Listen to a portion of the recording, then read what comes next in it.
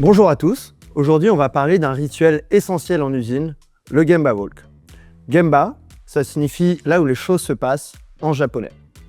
Ça tire son origine du cercle de Ono. Taishi Ono, c'est un des pères fondateurs du Lean, et il traçait un cercle à la craie dans l'atelier où il y plaçait ses jeunes ingénieurs pendant des heures. L'objectif, c'était de les former à détecter des anomalies, des écarts au standard, du gaspillage ou encore des idées d'amélioration. Donc de manière concrète, ça consiste à faire un tour de terrain et aller voir concrètement ce qui s'y passe, en posant des questions aux personnes sur le terrain. Alors évidemment, un Gemba Walk, ça se fait pas n'importe comment et c'est pas juste une promenade. Donc dans cette vidéo, je vais vous donner 5 conseils pour les optimiser et en tirer un maximum de valeur. Il est indispensable de fixer un objectif clair pour réaliser votre Gemba Walk. Sans objectif, vous risquez de passer à côté de ce qui compte vraiment. Ce qu'on vous conseille, c'est avant d'aller sur le terrain, d'identifier quel est le process, le standard ou l'équipement que vous souhaitez observer. Il faut rester ouvert à ce qui peut se passer sur le terrain, même si ça n'a pas été défini dans votre objectif initial. Quand vous faites votre Gemba Walk, votre tour de terrain, l'objectif, ça n'est pas de critiquer ou de chercher un coupable. L'objectif, c'est de comprendre concrètement ce qui s'y passe. Il faut que vous posiez des questions ouvertes, du style « Quelle est la tâche qui te prend autant de temps? Pourquoi tel standard n'est pas respecté ?» L'objectif, c'est vraiment de prendre son feedback à sa source. Il ne faut pas hésiter à encourager vos employés à vous partager des idées d'amélioration ou des difficultés.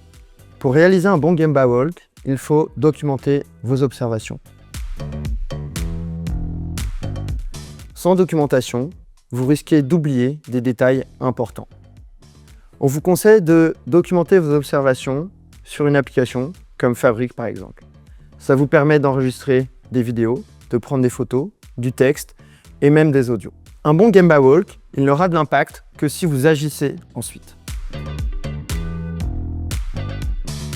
On vous conseille d'organiser une réunion où vous allez réunir les personnes avec qui vous avez pu échanger. Vous allez partager vos observations et ensuite définir des actions avec les personnes sur le terrain pour qu'elles soient concrètes et actionnables. Un Gemba Walk, ce n'est pas un événement ponctuel. Ça doit devenir une routine et un rituel. On vous conseille, en fonction de vos besoins, d'en planifier tous les mois, toutes les semaines, voire même tous les jours. L'objectif, c'est que vous puissiez garder une compréhension constante de ce qui se passe sur le terrain et que vous puissiez suivre l'évolution en fonction des observations précédentes et des actions d'amélioration que vous avez mis en place. Bref, optimiser vos Gemba Walk, c'est simple.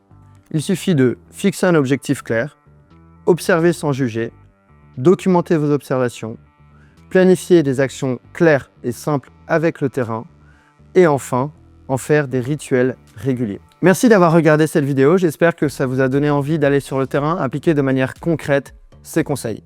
Si cette vidéo vous a plu et que vous voulez continuer à apprendre sur les pratiques du Lean Management, n'hésitez pas à vous abonner à la chaîne.